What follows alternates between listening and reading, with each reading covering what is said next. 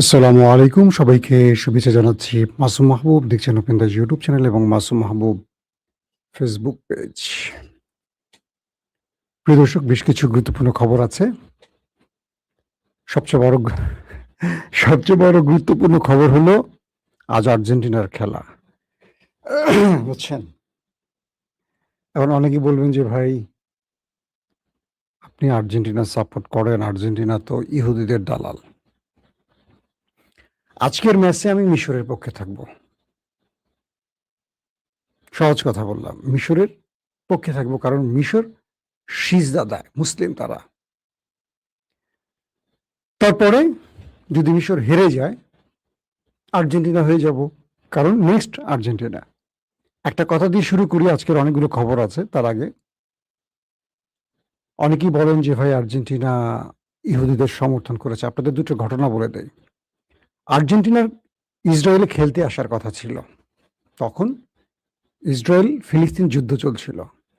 ফিলিস্তিন আর্জেন্টিনার কাছে দাবি করছিল তারা যেন খেলতে না আসে ইসরায়েলে।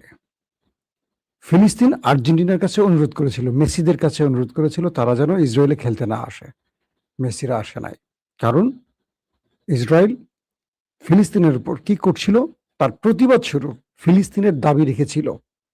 ফিলিস্তিনের, খেয়াল করবেন, মেসিরা। গত ১৬ বছর বাংলাদেশ এক প্রকার ভারতের পকেটে ছিল। সীমান্তে মানুষ মারলে হাসিনা চুপ থাকত। পুরো বাংলাদেশটাকে কার্যত তুলে দিয়েছিল ভারতের হাতে কে? শেখ হাসিনা। এবং যত রকম সিদ্ধান্ত আসতো, ইসলাম বিরোধী সিদ্ধান্ত বা যত রকম সিদ্ধান্ত আসতো, ভারত যে সিদ্ধান্তগুলো দিত হাসিনা মেনে নিত। এখন প্রশ্ন করেন, হাসিনার সবগুলো সিদ্ধান্ত কি আমাদের ছিল? না, হাসিনার নরেন্দ্র মোদী কেন্দ্রিক, অর্থাৎ ভারতের সাথে হাসিনার যে সম্পর্কটা, এটা কি আমাদের ছিল ১৮ কোটি মানুষের, বা আমাদের জাতীয় ক্রিকেট দলের, বা ফুটবল দলের, বা আমাদের আলেম ওলামার? না, এটা হাসিনার প্রেম ছিল। তো ইসরায়েলের সাথে পৃথিবীর অধিকাংশ মুসলিম দেশ, আপনি যে মিশরের সাপোর্ট করবেন, আসেন প্রথম কথাটাই বলি, মিশর কার পক্ষে? মুসলমানদের পক্ষে? মুসলমানদের পক্ষে না তো, ইসরায়েল এবং আমেরিকার পক্ষেই তো মিশর। রাফাতে যে এত মানুষ মারলো, মানে ফিলিস্তিনে যে এত মুসলিমকে মারলো, হাজার হাজার মারলো, পাশের দেশ মিশর এগিয়ে আসছিল?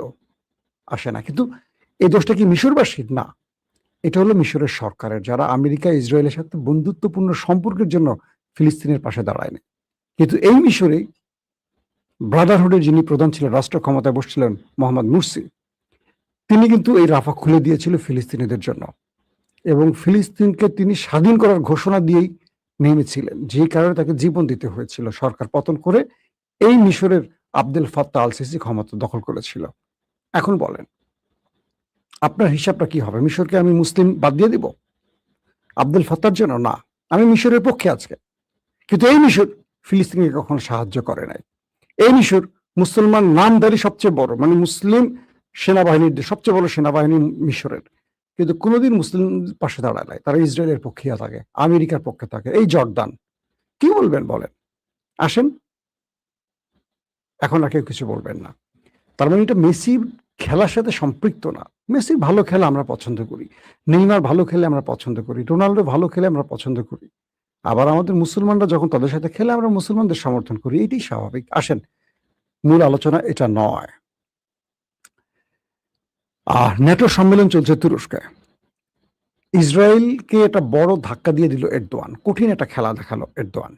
দুটো খেলা খেলেছে আজকে। দুটো খেলা প্রকাশ্যে আসছে, আর অনেকগুলো খেলা আসছে। পাশাপাশি ইরানের ৯ কোটি মানুষকে ওপারে পাঠানোর ঘোষণা দিয়েছে বা থ্রেট দিয়েছে আমাদের ড্রাম কাক্য। বুঝছেন? মানে মধ্যপ্রাচ্যের বেশ এলোমেলো অনেকগুলো খবর আছে। আসেন, প্রথম আমরা ইরান আমেরিকার খবরটি একটু পরে দেই। আগে চলে আসি ন্যাটো সম্মেলনে। ইরান আমেরিকার বেশ গুরুত্বপূর্ণ কিছু খবর আছে, আপনারা মিস করবেন না, থাকেন লাইনে। প্রথমে আমরা ন্যাটো দিয়ে চলে আসি। ন্যাটো সম্মেলনে আমরা যা দেখলাম বা যা শুনলাম বা যা চলছে, একটু সেটা নিয়ে আগে কথা বলি। আঙ্কারা ২০২৬ সালের ন্যাটোর শীর্ষ সম্মেলন এখন চলছে। সেখানে ন্যাটো জোটের ৩২টি সদস্য রাষ্ট্র যোগ দিয়েছে। ইউরোপীয় ইউনিয়নের নেতারা প্রতিরক্ষা, নিরাপত্তা ও আন্তঃ-আটলান্টিক সহযোগিতা বিষয়ে ২ দিনব্যাপী এই বৈঠকটি চলবে এখন আঙ্কারায়। প্রথম দিনটি জুড়ে প্রতিরক্ষা উৎপাদন এবং শিল্প সহযোগিতা সম্প্রসারণে ন্যাটোর উদ্যোগ প্রাধান্য পেয়েছে। আমি তুরস্কের গণমাধ্যম থেকে আপনাদের এই তথ্যগুলো অনুবাদ করে দিচ্ছি। মহাসচিব মার্ক রুটে বেশ কিছু নতুন বহুজাতিক উদ্যোগের ঘোষণা দিয়েছেন ন্যাটোর মহাসচিব, যার মধ্যে রয়েছে NATO front door for industry platform, NATO engine manufacturing network, প্রতিরক্ষার জন্য জরুরি কাঁচামাল বিষয়ক একটি যৌথ প্রকল্প এবং ন্যাটো ড্রোন এজ। এই উদ্যোগের অধীনে মিত্র দেশগুলো আগামী 5 বছরে ড্রোন ও ড্রোন প্রতিরোধী সক্ষমতায় $40 বিলিয়ন বেশি বিনিয়োগ করবে। এটি গেল আমাদের ন্যাটোর একটা প্রাথমিক হিংস। আসেন, তুরস্কের প্রেসিডেন্ট রজব তাইয়্যিপ এরদোয়ান বলেছেন যে ট্রাম্প তাকে F-35 দেওয়ার বিষয়ে ওয়াদা দিয়েছেন। এটা হলো মূল পয়েন্ট। তুরস্কের প্রেসিডেন্ট রজব তাইয়্যিপ এরদোয়ান আজ বলেছেন তিনি বিশ্বাস করেন তার বন্ধু ডোনাল্ড ট্রাম্প যে ওয়াদা দিয়েছেন যে তুরস্ককে F-35 দেওয়া হচ্ছে, এটি তিনি বা এই কথাটি তিনি রাখবেন। এবং তুরস্কের দীর্ঘদিনের প্রচেষ্টার বিষয়ে ট্রাম্পের এই এরদোয়ানকে দেওয়া কথাটি কার্যত বাস্তবে রূপ নেবে। প্রেসিডেন্ট ডোনাল্ড ট্রাম্পের সঙ্গে এক বৈঠকে এরদোয়ান বলেন যুদ্ধ বিমানের বিষয়টি দ্বিপাক্ষিক সম্পর্কে কোনো নতুন বিষয় নয় এবং এ নিয়ে ওয়াশিংটনের সঙ্গে বিস্তারিত আলোচনা হয়ে গেছে এবং ওয়াশিংটন তাদের কথা দিয়েছেন। মূলত ডোনাল্ড ট্রাম্প এখানে দুটো মাইন্ডকে চিপে পড়েছে। এক, ট্রাম্প তার বক্তব্যে বললেন সাংবাদিকদেরকে যে ন্যাটো আমার কোনো কথা শোনে নাই, ইরান আমাকে মেরে তক্তা বানিয়ে দিল, আমি ন্যাটোকে বারবার ডাকলাম বাঁচাও বাঁচাও বাঁচাও বাঁচাও বাঁচাও, ন্যাটো আমাকে বাঁচাতে আসলো না। আমি ভেবেছিলাম এই সম্মেলনেই আসবো না, কারণ ন্যাটো আমার কোনো কথা শোনে নাই, কিন্তু আমার বন্ধু এরদোয়ানের আহ্বানে আমাকে আসতে হলো। যদি সামিটটি তুরস্কে না হতো তাহলে আমার যোগ দেওয়া হতো না। কিন্তু আমি রজব তাইয়্যিপ এরদোয়ান বন্ধু সম্বোধন করে বলছেন যে তার আহ্বানকে আমি না বলতে পারিনি। এবং তিনি বলছেন যে তুরস্কের সঙ্গে আমেরিকার যে সম্পর্ক এটি এরদোয়ানের কারণে আরো ভালো হয়েছে। আমেরিকার এটা হলো দুইটা রাষ্ট্রের সম্পর্ক। এখানে আপনারা ধরবেন না যে তুরস্ক কাফের হয়ে গেছে, এখন তো বলবেন কাফের হয়ে গেছে। বিষয়টা হলো কি,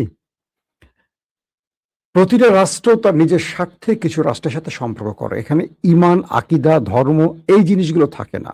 আপনারা যারা কুরুলুস ওসমান বা আর্তুগুল সিরিজ বা এই তার্কিশ সিরিয়ালগুলো দেখেছেন বা খোলাফায়ে রাশিদিন, উমাইয়া খেলাফত, আব্বাসীয় খেলাফতের হিস্ট্রিগুলো যারা পড়েছেন জানেন, শুধু মুসলিম মুসলিম সম্পর্ক না, এখানে বাণিজ্যিক সম্পর্ক অনেক রকম থাকে।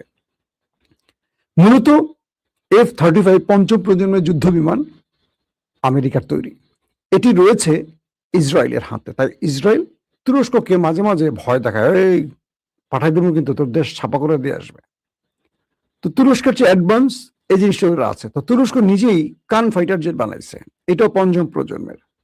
তো তুরস্ক জাস্ট ইসরায়েলকে দেখানোর জন্য আমেরিকা থেকে বেশ কয়েকটা F-35 এর বিষয়ে আলোচনা করেছে। যদিও তুরস্ক এটা বহু বছর আগে $2 বিলিয়ন দিয়েছিল, কিন্তু বাইডেন এসে শেষ পর্যন্ত এটা নাকচ করে দেয়। কারণ কি?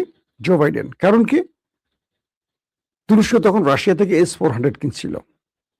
এই অপরাধে তুরস্ককে আর F-35 দেয় না। অথচ এই S-400 ভারতও কিনছে, কিন্তু ভারতের উপর কোনো স্যাংশন আসে নাই। যেহেতু ভারত হিন্দু দেশ, তুরস্কের উপর জো বাইডেন স্যাংশন দিয়ে বসে। তো এবার ট্রাম্প এসে বললেন যে তিনি কথা রাখবেন, তুরস্ককে F-35 দেবেন। এটি ইসরায়েলকে ধাক্কা দেওয়ার জন্য মূলত এরদোয়ান তার ঘরে নিচ্ছেন। অর্থাৎ তার এখন খুব বেশি F-35 দরকার নাই। সে বরং বলছে যে F-35 তুমি যদি না দাও তাহলে F-16 আমাকে দিয়ে দাও, আমার আরো F-16 লাগবে। F-16 দিয়ে কিন্তু খেলা দেখায় মূলত পাকিস্তান আর তুরস্ক।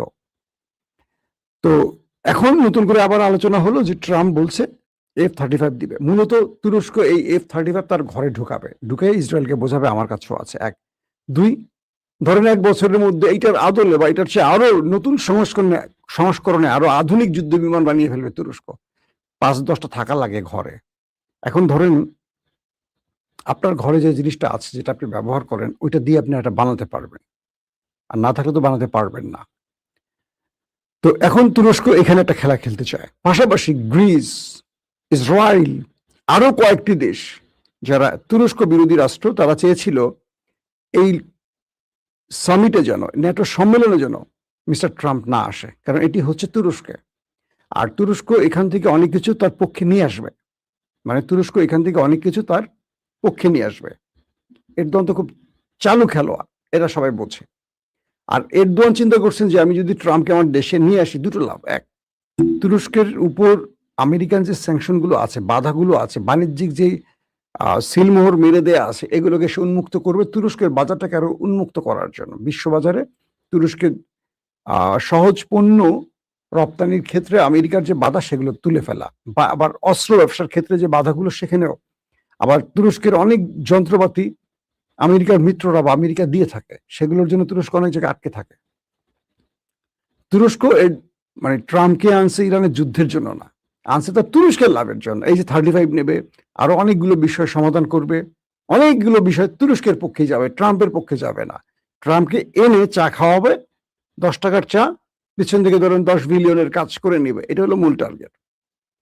তো শেষ পর্যন্ত ট্রাম্প যখন আজকেই আসছেন, আজকে তিনি তুরস্কে পা রাখছেন, আঙ্কারা এসে এরদোয়ানের সাথে দেখা করছেন, দুজনে বৈঠক করছেন, কথা বলছেন সাইড লাইনে একদম ফ্রন্টে, এবং দুজনে বন্ধুসুলভ আচরণ করছেন, কুচকাওয়াজে যোগ দিয়েছেন, তুরস্কের সেনাবাহিনীর সাথে দেখা করেছেন, তাদের সালাম গ্রহণ করেছেন, অনেক কিছু করেছেন।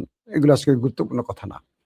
মূলত তুরস্ক এখান থেকে তার লাভটা নিচ্ছে আর ট্রাম্পকে বাগে রেখে আরো কিছু করে নেবে, এই এলো। আর ইসরায়েলকে বুঝিয়ে দিল, দেখ তুই সকল বাধা সৃষ্টি করলে পারিস নি, আমি এরদোয়ান আমার বন্ধুকে নিয়ে আসি। বন্ধু তো বুঝছেন কোন টাইপের বন্ধু। আবার আমি F-35 কাজটা করে নিলাম। আরো কিছু আছে, সেই বিষয়গুলো ধারাবাহিক আসবে। কালকে আমরা চাইবো একটা এক্সপার্ট ওপিনিয়ন রাখার জন্য আমাদের লাইভে। যাক, ন্যাটো নিয়ে ডিটেলস না বলি, ন্যাটো নিয়ে আমরা কালকে আরো অনেক কথা বলবো, সামিট চলবে কালকেও। আসি ট্রাম্পের কিছু পাগলামির খবরে। মিস্টার ট্রাম্প তিনি ইরানকে হুঁশিয়ারি দিয়ে বলছেন যে ইরান যদি শান্তি চুক্তির শর্ত না মানে তাহলে পুরো ইরানকে মাটির সাথে মিশিয়ে দেব। আমি চাইলে ইরানের 9 কোটি মানুষকে মাটিতে পুঁতে ফেলতে পারি, কিন্তু আমি এই কাজটি করতে চাই না। 9 কোটি মানুষ ইরানের মাটির মধ্যে পুঁতে ফেলবে কিভাবে সম্ভব? তার মানে নিউক্লিয়ার অ্যাটাকের হুমকি আবারও দিচ্ছেন।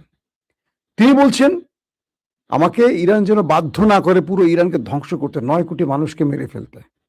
9 কোটি মানুষকে মেরে ফেলার হুমকি দিচ্ছেন একটা প্রেসিডেন্ট। কল্পনা করেন, পৃথিবীর সবচেয়ে সভ্য দেশ দাবি করা, গণতান্ত্রিক দাবি করা, যারা ডেমোক্রেসি শব্দ সবচেয়ে বেশি উচ্চারিত করেন, নিজেকে সভ্য বলেন, সেই দেশ আরেকটি দেশের 9 কোটি মানুষকে, মানে যে দেশের 9 কোটি মানুষ, পুরো মানুষকে সে ওপারে পাঠানোর হুমকি দিচ্ছেন। এটা কোন প্রেসিডেন্টের বক্তব্য? সভ্য মানুষের বক্তব্য? কোন স্বাভাবিক সুস্থ মানুষের বক্তব্য? এগুলো মেনে নিচ্ছে কারা? যারা তারা প্রেসিডেন্ট বানাইছেন তারা কি সুস্থ মানুষ? বুঝে শুনে বানাইছেন এরকম অ্যাবনর্মাল লোকদেরকে? ইরানকে হুমকি দিচ্ছেন পুরো ইরানকে সে ধ্বংস করে ফেলবেন, পুরো ইরানের জাতি মানে মানুষ সবগুলো মেরে ফেলবেন। আমি এরকম করতে চাই না, ইরান যদি বাধ্য না করে। মানে কি? ইরান তার হরমুজ প্রণালীর হক ছাড়বে না, আমেরিকা হক দিতে চাচ্ছে না। দুজনের দুটো রুট তৈরি করছে, ইরান একটা রুট তৈরি করছে, আমেরিকা বিকল্প রুট তৈরি করছে। প্রশ্ন হলো, আমেরিকা তোমার তো এটা জায়গা না, তুমি তোমার আমেরিকা থাকো, তুমি ইরানের বুকের মধ্যে ঢুকে ইরানের ব্যাপারে খবরদারি করো কেন? তোমার জায়গায় তোমার ক্যালিফোর্নিয়া, তোমার ডালাসে, তোমার নিউ ইয়র্কে, তোমার ওয়াশিংটনে, তোমার আলাক্সায়, তোমার কোথায়? ইরান গেছে কোথাও? যায় নাই। তুমি ইরানের ঘরে বসে ইরানের নাকের ডগে এসে তুমি ইরানের বিরক্ত করছো কেন? ইরান কি জবাব দিল যে ট্রাম্পের এই বক্তব্য তার সকল সভ্যতা, সংস্কৃতি, বিশ্বস্ততা, আস্থা এবং মানবিকতাকে বৃদ্ধাঙ্গুলি দেখিয়েছে। আমরা ট্রাম্পকে এইটুকু বলতে চাই, আমাদের ধৈর্যের পরীক্ষা নেবেন না। ইতিমধ্যে আমাদের ধৈর্যের পরীক্ষা নিতে গিয়ে আপনি বুঝতে পেরেছেন আমাদের ধৈর্যচ্যুতি হয়নি, কিন্তু আপনার সময় শেষ হয়ে গেছে। আপনি হাতে পায়ে ধরে, অন্যদের হাতে পায়ে ধরে আমাদের কাছে এসে যুদ্ধবিরতি চেয়েছেন, আমরা যাইনি, একবারের জন্য যাইনি। ইরান বলছে যদি ট্রাম্প এই জাতীয় বক্তব্য দিতে থাকে বা এরকম স্বপ্ন দেখতে থাকে যে তারা ইরানকে মুছে ফেলবে, তাহলে ট্রাম্প এটার জন্য যে প্রায়শ্চিত্ত করবে, এটা ট্রাম্প শুধু না, আমেরিকান জাতীয় জানে না তাদের ভাগ্যে কি আছে। ইরান তাদের জন্য যেই পরিকল্পনা তৈরি করে রেখেছে, এটা আমেরিকান জাতি জানে না। ইরান হেরে যাবার জন্য আসে নাই। ইরানের 5 থেকে 6,000 বছরের ইতিহাস মাত্র 240 বছরের ইতিহাসের কাছে পরাজিত হবে না। ইরান মার্কিন যুক্তরাষ্ট্রের 240 বছরকে ইঙ্গিত করে বলছেন, কারণ ইরানের 5 থেকে 6,000 বছরের সংস্কৃতি বা ইতিহাস। তারা বলছেন ইরান মাথা নিচু করবে না, মাথা নিচু করা জাতি না, এটা পৃথিবী জানে। পাশাপাশি এটা বলছে যে আমরা আমেরিকার সাথে লড়াই করেছি, প্রতিশোধ এখনো নেয়নি। আমরা আয়াতুল্লাহ আলী খামেনির প্রতিশোধ, ইন্তেকাম নিতে যাচ্ছি। তার মানে হলো এতদিন যেটা ইরান করেছে সেটা ছিল তাদের আক্রমণকে জাস্ট প্রতি উত্তর দিয়েছে। আলী খামেনির প্রতিশোধ তার এখনো নেয়নি, কারণ তার প্রতিশোধ মানে কি, তাকে যেহেতু হত্যা করেছে প্রতিশোধ তাই হবে। এখন ইরান সেই দেশটিকে বলছে আমরা ওই দুজন ব্যক্তি, ট্রাম্প এবং তার বন্ধু আমার নেতা কাকু, এই দুজনের বিরুদ্ধে প্রতিশোধ নিতে যাচ্ছে। তার মানে ইরান তাদেরকে ছাড় দিচ্ছে না। ইরান তার ক্ষোভ সঞ্চয় করে রেখেছে এবং সেটাকে এখন প্রকাশ করতে যাচ্ছে। অর্থাৎ মধ্যপ্রাচ্যে আমরা বলতে পারি বড় কিছু ঘটতে যাচ্ছে। অর্থাৎ আমরা এটুকু বলতে পারি, আমেরিকা সিজফায়ার করে, যুদ্ধবিরতি করে এখন তার অস্ত্র জমা করছে, কারণ আমেরিকা মাইনকা চিপায় পড়ে গেছে, বিপদে পড়ে গেছে। ইরানের সাথে যুদ্ধবিরতি করে এখন তারা অস্ত্র মানে সংগ্রহ করছে, রেডি করছে এটা বড় যুদ্ধের জন্য। আবার ইরানের আক্রমণে ইসরায়েল তো মোটামুটি ছাপা খাপা হয়ে গেছে, মানে লন্ডভন্ড হয়ে গেছে। ইসরায়েলও রেডি হচ্ছে, আবার ইরানও রেডি হচ্ছে, কারণ ইরানের মিসাইল স্টোরেজের অনেক পথ বন্ধ হয়ে গেছিল বাংকার ব্লাস্টার বোমায়। ইরান এই সময়টার মধ্যে নিউক্লিয়ার বোমা হয়তো বানিয়ে ফেলতেছে। অর্থাৎ ইরান তার প্রতিবেশী বন্ধু চীন, রাশিয়া, তুরস্ক, পাকিস্তানের সাথেও ভিতরে যোগাযোগ বৃদ্ধি করে আধুনিক অস্ত্র আনার ব্যাপারে বা আমেরিকা ইসরায়েলকে মোকাবেলার ক্ষেত্রে কি কি পদক্ষেপ নিলে সুবিধা হবে, এই জিনিসগুলো রেডি করছে। এবং কিছু কিছু গণমাধ্যম দাবি করছে যে ইরান তুরস্কের হেল্প নিচ্ছে ইসরায়েলকে সাইজ করার জন্য, কারণ ইসরায়েলের নেক্সট টার্গেট হবে তুরস্ক, সেই জন্য তুরস্ক রেডি হচ্ছে। আবার তুরস্ক চাচ্ছে যে ও আমার কাছে আসার আগে ওকে যদি আমার বন্ধু মাজা ভেঙে দিতে পারে, বন্ধ কি, গোপনে ইরানকে অনেক কিছু দেওয়া শুরু করছে, শুধু ইন্টেলিজেন্স শেয়ার না, অনেক কিছু। আবার পাকিস্তান, যে পাকিস্তানের সাথে ইরানের এত ভালো বন্ধুত্ব ছিল না, এবার সেই পাকিস্তান ইরানের মধ্যে অসম্ভব ভালো বন্ধুত্ব আমরা দেখছি। এটা এই অঞ্চলে ভারতকে এবং ইসরায়েলকে অনেক বড় চাপে ফেলে দিয়েছে, কারণ ইরানের নিউক্লিয়ার না থাকলেও পাকিস্তানের আছে। পাকিস্তানকে স্বয়ং আমেরিকা হয়তো বা অর্থনৈতিক কারণে চাপে রাখলেও পাকিস্তানকে কিন্তু মাথায় নিয়ে চলতে হয় পৃথিবীর বহু দেশকে। বোঝেন না, এক সৌদি আরবের সব আছে বিশ্বমরণ, শুধু পাকিস্তানের সাথে একটি সামরিক জোট করে সৌদি আরবের মাথা উঁচু হয়ে গেছে, কাউকে তোয়াক্কা করে না। আমেরিকা কি তোয়াক্কা করতেছে না, কারণ তাদের পাশে পাকিস্তান আছে। আমাদের বাংলাদেশের ভারতীয় ফিফথ কলামরা বা বা মোসাদের ফিফথ কলামরা, বা আমাদের বাংলাদেশে মালুদের চামচারা বা আওয়ামী এজেন্সির লোকেরা, এরা মনে করে পাকিস্তান কিচ্ছু, ভারতই বড়, পাকিস্তানের পক্ষে কথা বলে রাজাকার হয়ে যাবে, পাকিস্তানের পক্ষে এটা বলে। এরা যে ভারতীয় দালাল হয়ে গেছে বুঝতেছে না, এরা মনে করে পাকিস্তানের বিরুদ্ধে কথা বলা যাবে না। পাকিস্তানের সাথে আমাদের 54-55 বছর আগে যা হওয়ার হয়ে গেছে। জাপানে পারমাণবিক অ্যাটাক আমেরিকা চালাইছে না, সে আমেরিকার সাথে সবচেয়ে ভালো সম্পর্ক এখন জাপানের, জানেন তো আপনারা। তো বাংলাদেশের সাথে পাকিস্তানের যা হয়েছে হয়েছে, আমরা স্বাধীন দেশ পাইছি, এখন আমাদের বন্ধু। ভারতকে মোকাবেলার জন্য যদি আমাদেরকে ইবলিশের সাথে বন্ধুত্ব করতে, আমরা করব। বিষয়টা ক্লিয়ার? তো পাকিস্তান তো আমাদের দেশ দখলে আসবে না, আমাদের সীমান্তে মানুষ মারে না, বরং পাকিস্তান আমাদেরকে হেল্প করতে চায়, কারণ আমরা শক্তিশালী হলে পাকিস্তান শক্তিশালী হবে। দু রাষ্ট্রেরই স্বার্থ আছে এখানে, একদিকে চীন, একদিকে পাকিস্তান, একদিকে বাংলাদেশ, তিনটা দেশ যদি শক্তিশালী হয়, ভারতের তো অবস্থা দফা রফা শেষ হয়ে যাবে। সবকিছু মিলে আমাদের শত্রু কিন্তু পাকিস্তান না, যারা এটা বলেন তারা বোকামি করেন। তো সেই পাকিস্তানের সাথে ইরানের ভেতরে ভালো কি বলবো মাখামাখি চলছে। এটিও ইরানের শক্তি বৃদ্ধি করছে। ইরান এখন এই সময়টিতে আয়াতুল্লাহ খামেনির জানাজা শেষ করছে।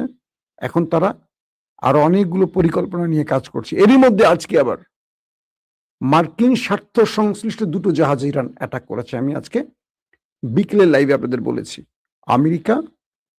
আমেরিকা স্বার্থ সংশ্লিষ্ট দুটো জাহাজ, এর মধ্যে একটি কাতারের জাহাজে কিন্তু ইরান অ্যাটাক করেছে। এখন আমেরিকা যে কোনো সময় পাল্টা জবাব দেবে, মানে আবার যুদ্ধ শুরু হচ্ছে আশা করা যাচ্ছে আজকালকের মধ্যে। কিন্তু আমরা যুদ্ধ চাই না, আমরা শান্তি চাই। আবারও বলছি, আমরা যুদ্ধের পক্ষে নই, আমরা শান্তির পক্ষে। পৃথিবী শান্তিময় হোক। চলুন আমরা চলে যাই আর্জেন্টিনার খেলা দেখতে। প্রত্যেকে ভালো থাকবেন। আর্জেন্টিনার খেলা বলছি, আবার মাইন্ড করবেন না। আর্জেন্টিনা এবং মিশরের খেলা দেখতে চাই। মিশরের যে খেলোয়াড় আছে সালেহ, আমার খুব পছন্দের খেলোয়াড়। চলুন আমরা চলে যাই। কেউ আবার জার্সিটা দেখে মনে কষ্ট নেবেন না ভাই, আমার কাছে মিশরের জার্সি ছিল না, থাকলে গায়ে দিতাম। আল্লাহ হাফেজ।